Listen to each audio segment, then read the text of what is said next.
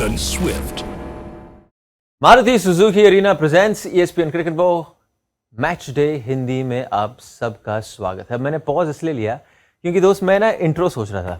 हमने तैयारी तो करी थी इस मैच की कि ये grand mother grand father of all battles है, पर फिलहाल बारिश ने कहा टेक इट इजी, आराम करो, क्योंकि ना मैच हो गया रद्द। वहां पे भारत ने पहले पारी में बल्लेबाजी करके 266 रन बनाए और उसके बाद कोई मैच हमें देखने को नहीं मिला।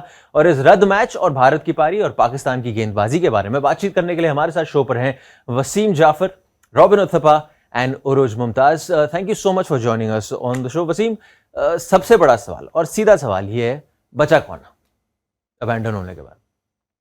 मुश्किल है कहना, क्योंकि दोनों ही तरफ गेम जा सकता था।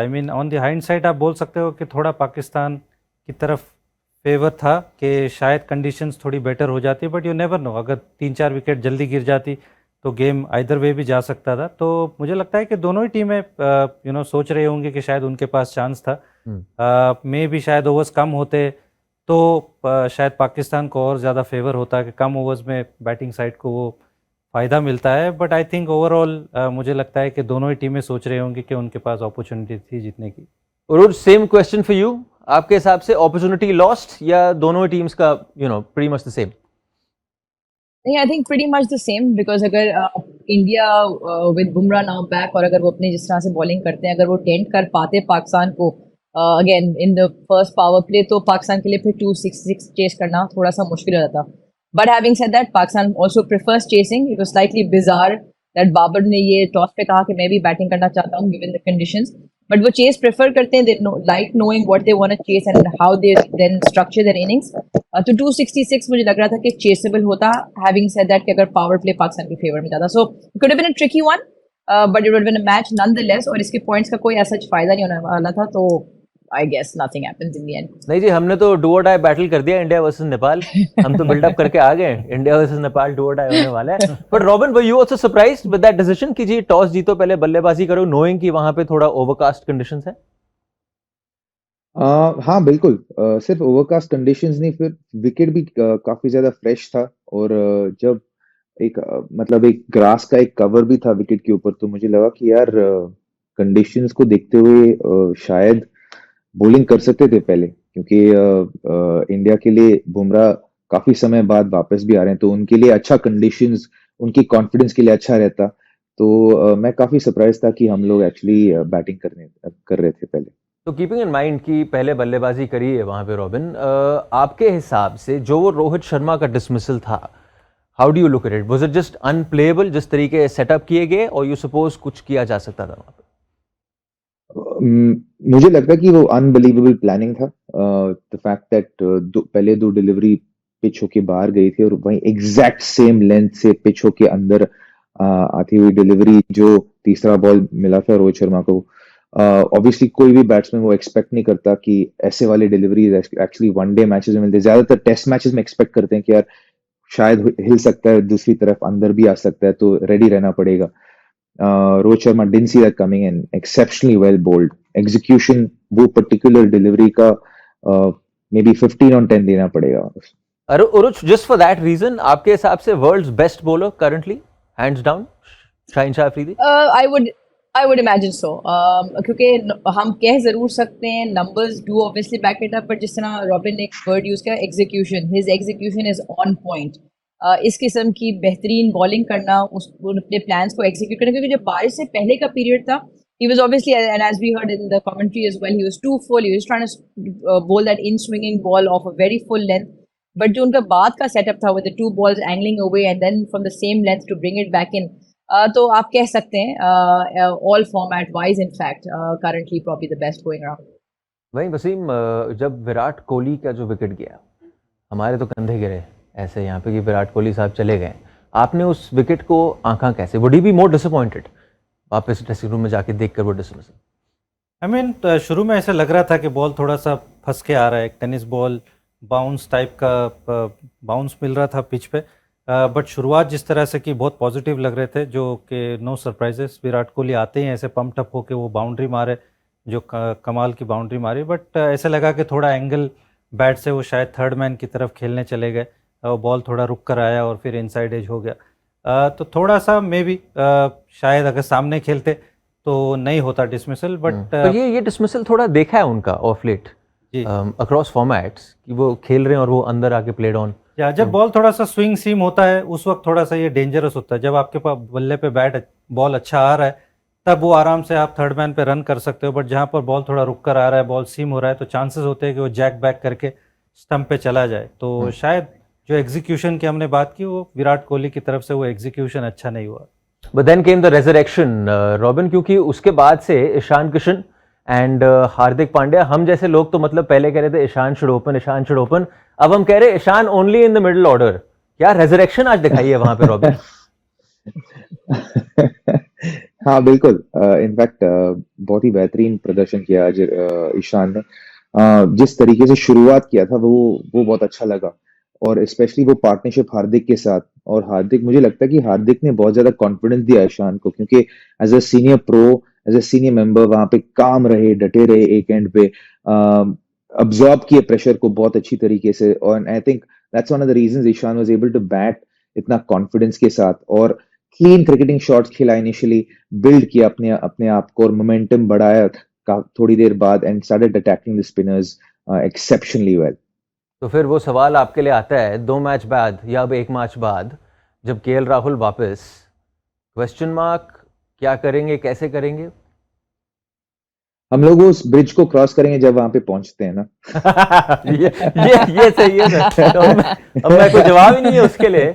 बट उरुज, बिकॉज वहां पे 138 रन की साझेदारी तो लगाई, अच्छी साझेदारी लगाई, Pakistan was on top at that time. Were you little surprised जिस तरीके से बाबर आजम ने एकदम से अपने तेज गेंदबाजों को पीछे हटा दिया और फिर स्पिनर्स को एकदम लगा दिया?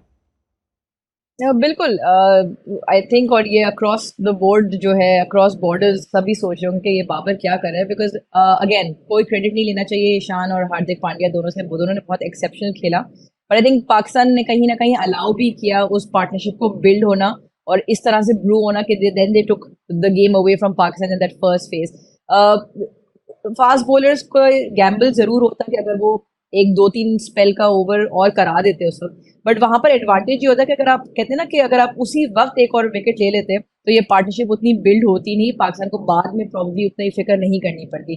थोड़ा सा यहाँ पर बाबर को I think slightly more innovative, slightly more braver and different plans to play the situation of the match. एक स्क्रिप्ट तो आप लेकर आते हो, plan A plan B, but I think match की सिचुएशन खेलना जरूरी है। और वहां पर अगर आप एक जो है ना वो एक और विकेट ले पाते with your quicker bowlers, because all 10 wickets went to quick bowlers. Yeah. And Pakistan could have used them wisely, slightly more wisely in the middle phase. वो जी उरुज, स्पिनर्स का जो पहनापन है, या आप कहते हैं ना वो एक विकेट टेकिंग एबिलिटी, वो ना होना है, और maybe I am overthinking it, या मैं ज्यादा देख रहा हूं, यू सपोज वो एक चिंता का विषय है कि उन 3 तेज गेंदबाज के बाद क्या? एंड ये पाकिस्तान का इन पास थोड़ा सा इशू रहा है, दैट्स व्हाई पाकिस्तान इतना हेविली रिलाई करता है तीनों पेसर्स पे, तभी प्रॉबेबली बाबर उनको बहुत ख्याल से यूज भी करते हैं कि कहीं अगर मिडिल में मैंने ज्यादा यूज कर लिया तो आखिरी में I be stuck with the spinners, जो वैसे भी विकेट लेने में थोड़ा सा इस वक्त जो है उनको इतनी आसानी से मिल नहीं रही। अगेन पाकिस्तान के पिछले पास्ट में ये इशू रहा है, we don't have a world class spinner. Shadab is a very good allrounder, but Shadab की बॉलिंग में इस वक्त वो निप, वो ग्रिप और वो कंट्रोल नहीं है। आज भी जिसमें आपने देखा काफी फुल बॉल कराई, जब उन्होंने बेहतर करने की लेंथ कोशिश की तो वो शॉर्ट कराने लग गए। नवाज का भी बॉल इतना टर्न नहीं होता, तो between the two of them, और वो इस वक्त पाकिस्तान के दोनों फ्रंट लाइन स्पिनर्स हैं, तो between the two of them चूंकि विकेटें भी कम मिलती हैं, that just makes it slightly more challenging for Babar, wicket taking ability spinners की ना होने की वजह से ही has to carefully use his quick bowlers. भाई वसीम, बात तो हार्दिक पांड्या की भी करनी पड़ेगी। एक ना हम लोग ऊपर बातचीत यही कर रहे थे कि एवर सिंस जब वो एक रिस्पॉन्सिबिलिटी वाला फेज़ आया है आईपीएल में, अगर आप देखें गुजरात टाइटंस में देखें, batting up the order number 4 पे भी अगर आप देखें, एक डिफरेंट किस्म का हार्दिक पांड्या देखने को मिला है, specially in terms of the way he is batting. आज आपको वो दिखा, एक रिस्पॉन्सिबिलिटी दिखी है, वो केयरफ्री नेचर शायद इतना नहीं कि मुझे डीप खेलना है, पारी डीप लेके ले जानी है, और वैसा ही कुछ करते आए हैं। हाँ, बहुत रिस्पॉन्सिबल नॉक खेला अंडर प्रेशर, और बहुत अशोर्ड लगे। ऐसे लगा वो जो फ्लुएंसी वापस आ गई। बॉल जब तेज़ बैट पे आता है ना, तब हार्दिक पांड्या मुझे लगता है बेटर खेलते हैं, वो पेस पसंद करते हैं, और वो दिखा भी आज कि जिस तरह से उन्होंने पेस के सामने खेला, स्पिन के अगेंस्ट भी कोई दिक्कत नहीं हुई।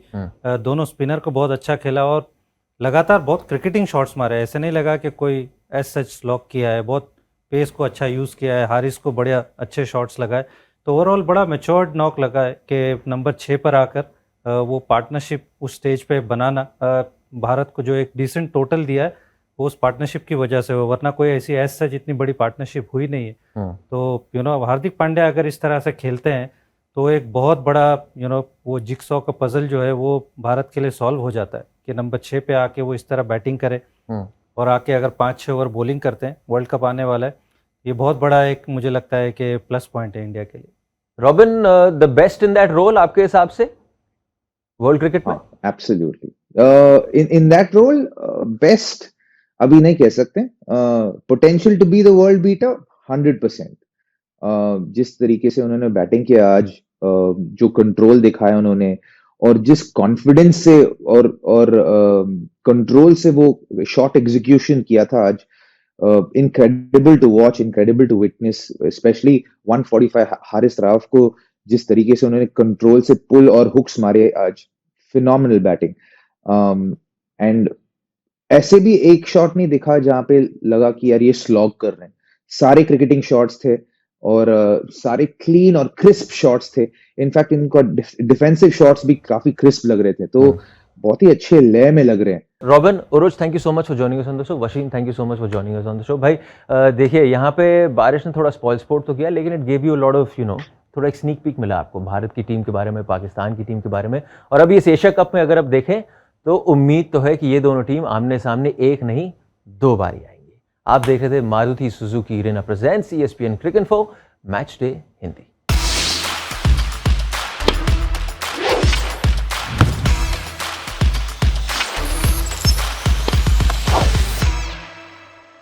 Stunning looks, then swift,